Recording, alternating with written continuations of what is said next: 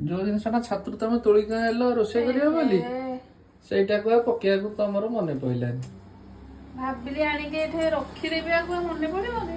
ଆଉ ଯେତେବେଳେ ପିଆଜ କାଟିଲ ତା ସହିତ ଯେନା ପିଆଜ ଶଣ୍ଢା କାଟି ହେଇଥାନ୍ତା ଏକା ସହିତ ମୋର ଆଉ ମନେ ନାହିଁ। ହେଇଥିଲେ ଆରାମସେ ଡାଲି ଏନା ଫୁଟା ହେଇଥାନ୍ତା। ବାସ୍ନା ହେଇଥାନ୍ତା ଭଲ। ଆଉ ହବନି ଆଉ। ହଉ ହଉ ତା ନଷ୍ଟ ହବନି, ଫ୍ରିଜରେ ରଖିଦେଲେ ଡାଲି ଫାଲି କାଲି ଆଡୁ ଫୁଟେଇଲେ ବି ଚଳିବ। ଆଉ କଣ ରୋଷେଇ କରିଛ ଆଜି? ଏ କିଛି ନାହିଁ, ମୁଁ କଣ ରୋଷେଇ କଲେ କିଏ ଖାଇବ, ଏବେ ଯାହାରେ କରିଦଉଛି ଆଉ। ଡାଲି କରିଛ, ଆଳୁ ଭର୍ତ୍ତା, ଭର୍ତ୍ତା ମାନେ ତେଲ ପିଆଜ ଆଉ। ଇଏ ତ ବଢିଆ ଆଉ ଦେଶୀ ଷ୍ଟାଇଲ ଆଉ। ଇଏ ଦହି ବାଇଗଣ, ଦହି ପକେଇନି, ପକେଇବି ଆଉ। ଇଏ ରହିଲା ଯୋଉ କଖାରୁ ଫୁଲ ଆଣିଥିଲି, କଖାରୁ ଫୁଲ ପିଠଉ ଆଉ ପାମ୍ପଡ଼ କରିଛି, ତମେ ଯଦି ଟିକେ ଖାଇବ ଖାଇବ ଆଉ। ଠିକ ଅଛି। ଅଯଥା ରହିଗଲା ନା ଆଉ, ଭାରି ମନ ଦୁଃଖ ଲାଗୁଛି।